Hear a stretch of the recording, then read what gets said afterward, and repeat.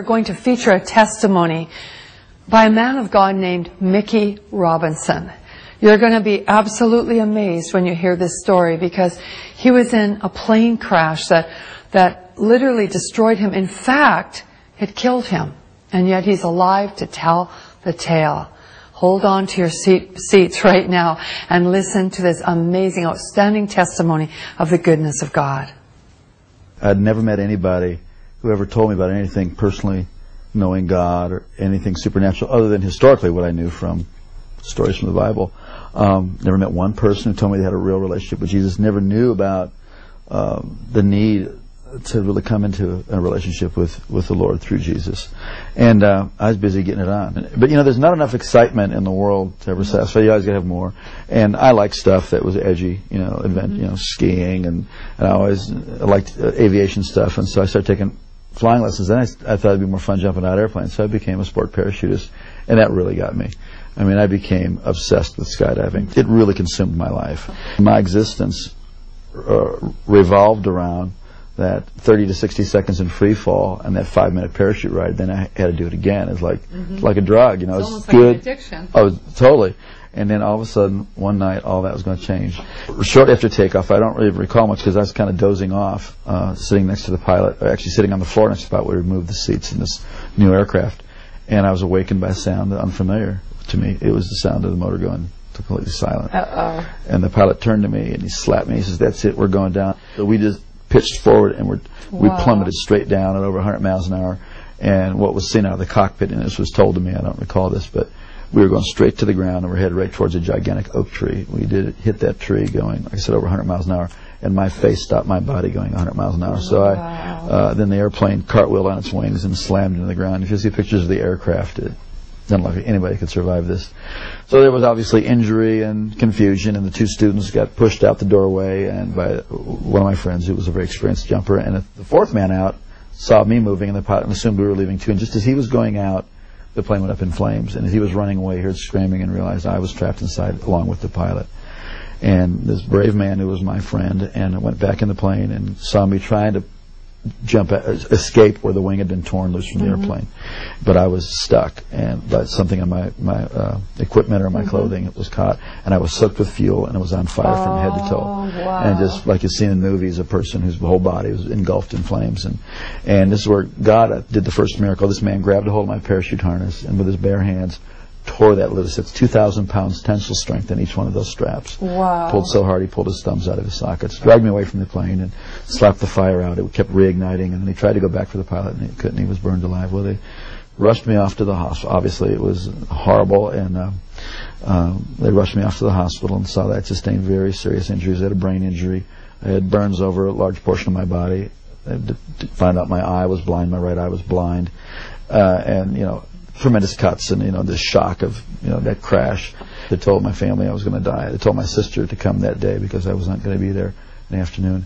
I had an experience I had never heard about. Never heard anything like this. As I was laying there in that condition, just racked with pain and discomfort in every way possible, suddenly my inner man, the real me, my spirit, sat up out of my body, and I could feel my legs go through the springs of the bed. Wow. And my spirit came out of my body as if you would take a glove off your hand. And instantly, I was in a spiritual world. Instantaneously, I knew this was the real world. And this man that I was seeing was the real me.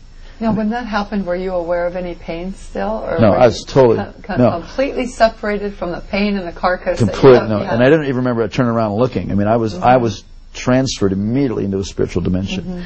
And everything about the spirit world is more real than this world. The colors are brighter, the edges of everything are sharper, the emotions are just enhanced, they are clear.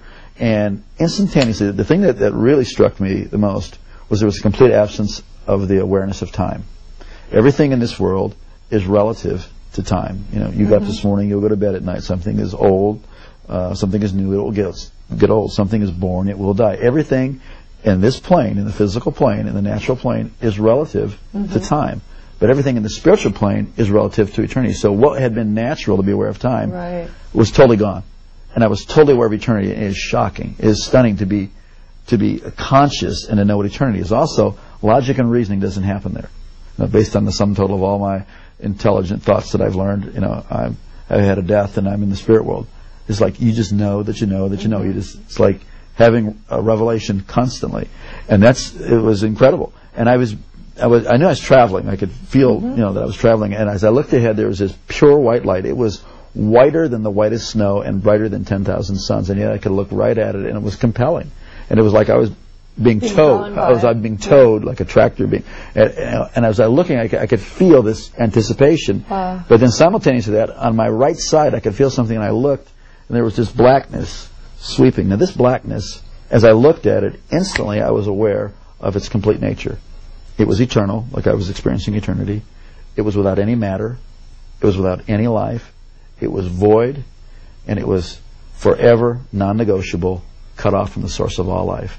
And the more that I looked at it, the faster it would sweep, and the more that occurred, the more intense the feeling of the nature of being cut off and sealed forever and separated is horrific. Yes. Horrific. I used to never be able to stand to be near anybody who could say go to hell after that.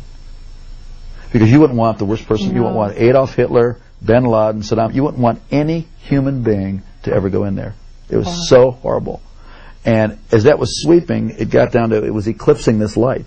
So there was just it was like you're in a room and you close the door, a dark room, and there's a little space between the door and the door jamb. It wasn't a doorway. This was a real place that I was seeing and that I was feeling. And as it was closing, it was eclipsing, and now I'm standing on the very edge, the precipice of eternal separation.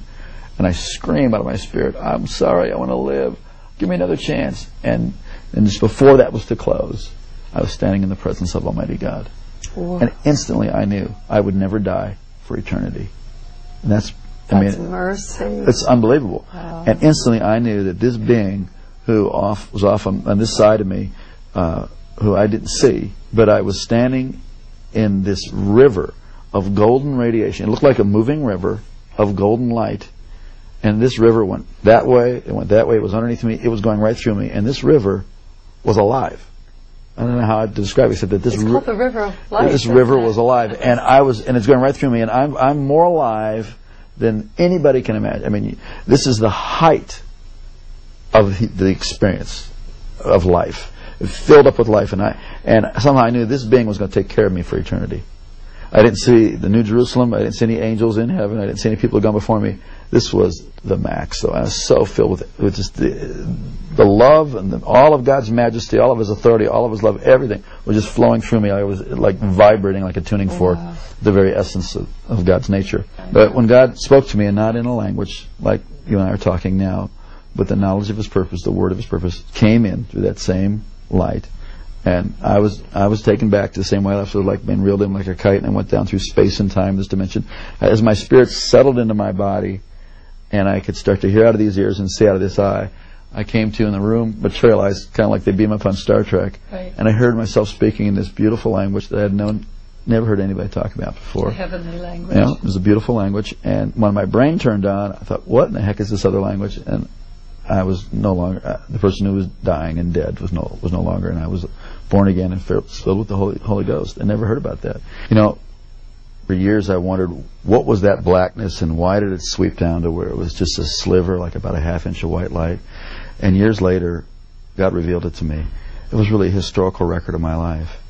That for all the years that I had lived, I was in darkness, and God gave me a space to cry out to Him.